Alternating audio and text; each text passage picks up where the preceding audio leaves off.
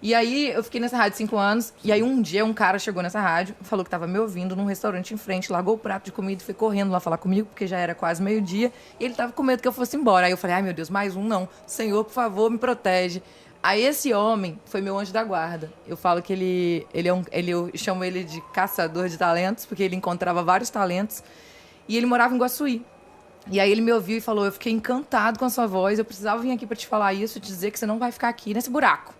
O buraco ele chamou assim, o lugar de um todo, mas ele quis Não dizer... falando mal de Varre não falando mal de Varriçai. Ele quis dizer porque ele queria que eu saísse daquela rádio pra expandir. Sim. E ele falou, você tem muito potencial, você é incrível, você não tem ideia do que sua voz é capaz de fazer e ela transmite. Aí eu fiquei assim, meu Deus, o que esse cara quer comigo? Você não tinha ideia do poder da parada, né? E eu fiquei com medo dele, né? Que eu Sim. falei, o que esse cara quer? Aí ele deixou o telefonezinho dele anotado.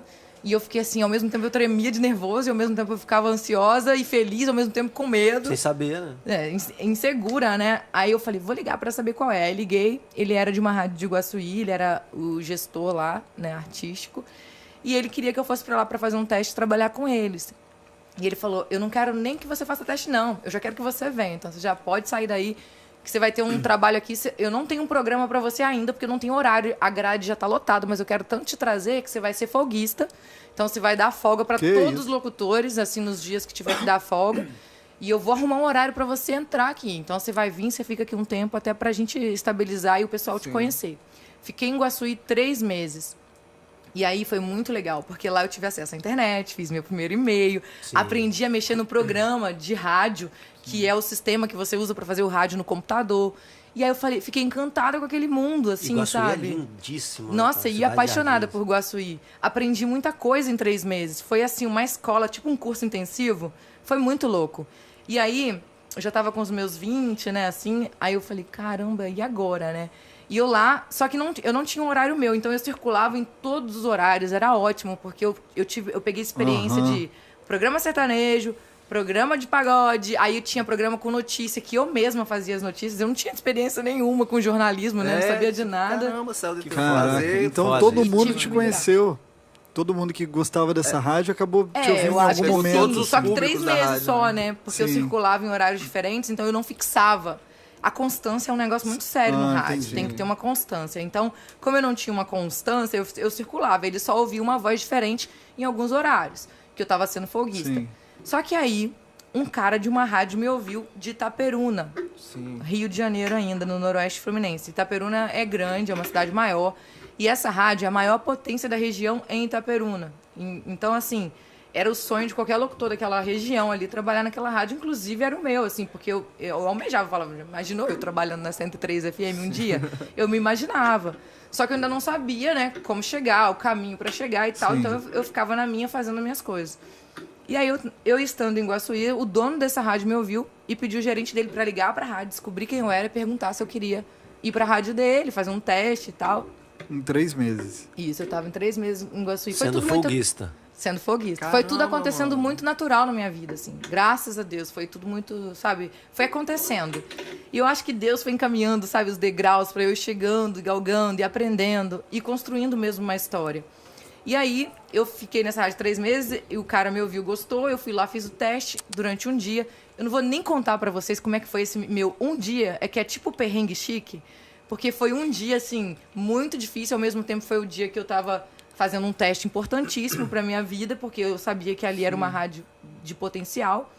Mas foi, assim, um dia muito difícil. Eu tava com R$30 no bolso, porque eu ainda ganhava pouco sendo folguista, né? Mas era mais do que na outra rádio. Porém, eu pagava aluguel, tava numa cidade diferente, tendo uma vida que eu não estava acostumada a ter, porque eu tinha que ter uma responsabilidade de morar sozinha, na verdade, em república. E aí, assim, eu tava sem grana e fui fazer o teste nessa cidade. Eu não tinha costume de sair de Varriçai. Então, para mim, sair de Varriçai para Iguaçuí já era muito. Sair de Iguaçuí para Itaperuna era muito mais. E aí eu tinha que pegar vários ônibus e tal, até chegar em Itaperuna. E nem é tão longe. Hoje eu olho e falo, caraca, tão pertinho, eu sofri tanto, né? Mas pra mim, nova daquele jeito, insegura, sem dinheiro, era muito assustador, assim. E aí eu fiz o teste nessa rádio, fiquei o dia todo lá. Foi, assim, sofrido, porque eles me usaram muito, assim, pra fazer várias coisas, porque eles queriam me testar em tudo. E aí eu passava uns apertos em inglês, eu não sabia muita coisa, aí eu ficava assim, ouvindo a música em inglês para falar exatamente a pronúncia correta. E até hoje. Isso é massa. O nome, técnica. né? Isso. Exatamente. Você ouvia. Né? E aí eu escutava a música para falar, às vezes, nome, e eles botavam aqueles nomes estranhos, sabe, de música em inglês que eu não tinha nem costume de ouvir. E eu tinha que tentar descobrir como é que eu via, né, para poder a pronúncia, para falar igual. Aí o cara, eu lembro que o gerente falou, não preocupa muito com isso agora não, porque depois a gente vai lapidando, preocupa mais em fazer a locução e tal. E eu toda ansiosa, querendo entrar, ao mesmo tempo com medo de ser reprovado, né, porque você tem essa coisa também. Aí, graças a Deus, foi um dia difícil. Na verdade, um dia que foram 24 horas. Eu não dormi nesse dia, porque eu tinha que trabalhar no dia seguinte em Iguaçuí. Então eu voltei, aí foi o perrengue na volta, choveu muito. Nossa. Eu vou contar resumidamente pra vocês. Eu dormi na casa de um estranho, um cara que eu não conhecia, porque eu tava com muito medo, sozinha num trevo entre Calçado e Bom Jesus do Norte, aquela região ali. E era noite já, quando eu voltei de Itaperu. Você tava andando? Porque não tinha mais ônibus. Aí eu falei, como é que eu vou fazer? Eu tenho que pegar uma carona, porque eu tenho que trabalhar no dia seguinte. O tal da responsabilidade, né? O medo da responsabilidade. E eu não tinha como falar com ninguém da rádio, assim, que eu não tinha como chegar. Sim. E eu não tinha avisado que eu tinha ido fazer um teste em outra rádio também, entendeu? Então eu tava meio assim. Aí eu, meu Deus, o que eu vou fazer? E chovendo muito, gente. Eu com uma sombrinha, eu lembro direitinho, com uma bolsinha do lado, uma sombrinha assim, sozinha num trevo, à noite, tipo, 8 horas da noite, eu ali, sabe, me cagando toda, desculpa a palavra, morrendo de medo, mas rezando ao mesmo tempo, falando, meu Deus, me ajuda, como é que eu vou fazer pra chegar em Iguaçuí? Porque eu não sei como que chega, eu não tenho como ir, não tinha mais ônibus, eu já tinha perdido o ônibus, o último ônibus que tinha, e eu não tinha dinheiro pra ficar em hotel, que eram uns hotelzinhos que tinham lá, e eu não tinha como ficar. E eu fiquei rezando, aí veio um carro branco, assim, eu lembro que era um carrão, eu não lembro nem que carro era, o cara só abaixou o vidro, quando ele abaixou o vidro, e ele abriu a porta, eu entrei no carro, tipo, no impulso, assim. Eu não sabia quem era, eu não sabia nada. Eu entrei no carro.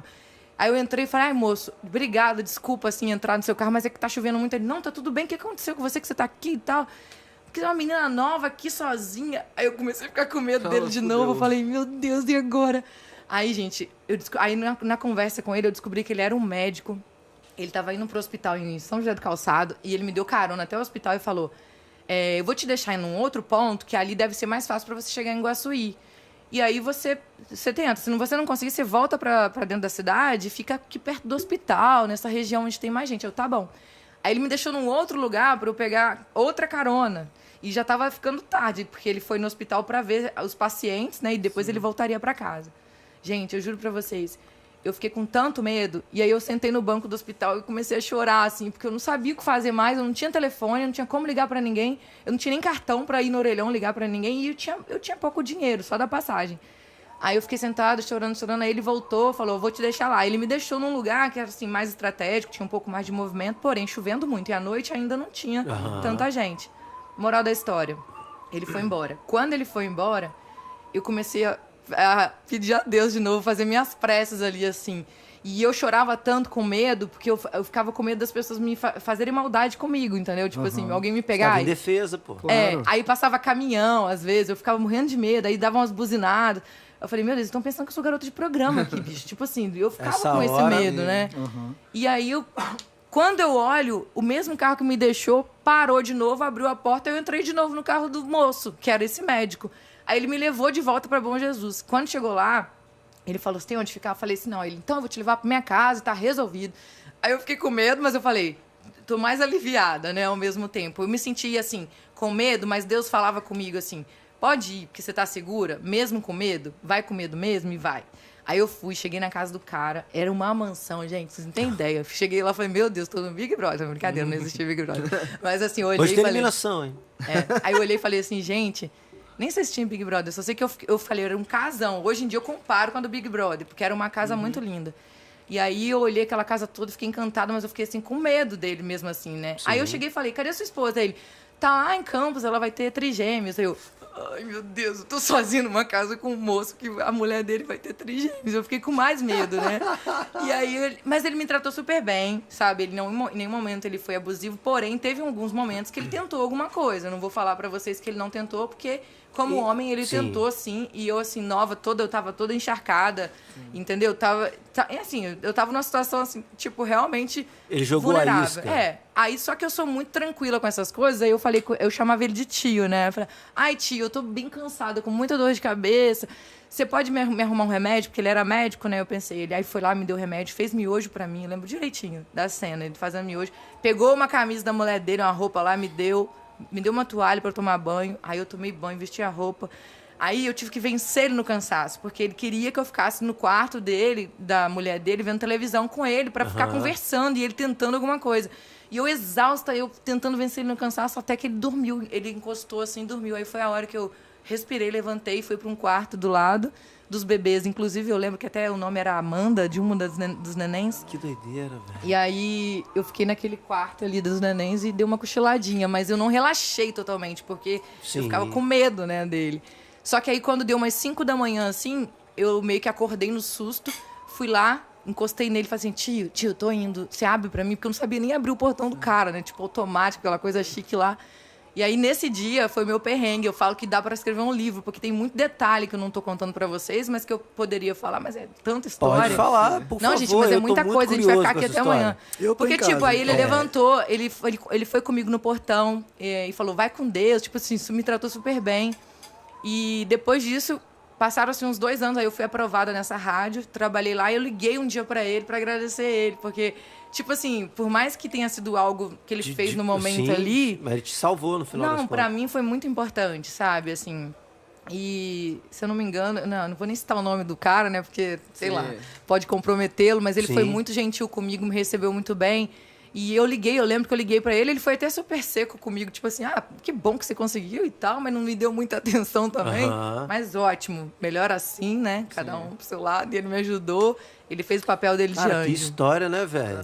Caramba. E no outro dia? Aí no outro dia eu cheguei, né? Eu consegui pegar o ônibus cedinho, fui virada. De chuva. Exatamente. Aí minha roupa meio que tava meio enxovalhada, né? Meio úmida ainda, mas eu fui direto pra rádio. E aí cheguei a tempo na rádio que eu precisava trabalhar, que eu tinha que pegar 9 horas, eu saindo muito cedo de Bom Jesus do Norte, São José do Calçado, aquela região. Cheguei rápido, deu tempo de até de ir em casa, do lado, que era do lado da rádio, e trabalhei normal. Aí depois que eu fui relaxar e descansar, e na semana eu recebi a notícia que eu fui aprovada, eu, graças a Deus, nada por acaso, valeu tá a pena tudo o bem. perrengue, né? Exatamente. Aí você teve que se mudar de novo depois de 3 meses. Aí, exatamente, eu tive que mudar de novo. E aí eu lembro que meu pai tinha um Fusca, ele foi me buscar em Iguaçuí, encheu o Fusca com as minhas coisas, né? Que tava nessa casa que eu morava de uma república. Não era muita era coisa véspera, pelo visto, né? Não, era véspera de Natal. Era só roupinha, minhas coisinhas. Eu quero muita coisa. Por isso que eu tenho que falar, né? Eu quero um Fusca. Como era... Foi difícil, assim. Foi duro, cara. Você muita loucura. passou por muita coisa séria, muito nova e... Mas essa história é um filme, pô. Foda. Isso é um Foi filme muito inteiro, louco, bro. gente. Eu tremia, vocês não têm noção. Foi um aperto, assim, que eu falo que foi um dos dias mais difíceis da minha vida.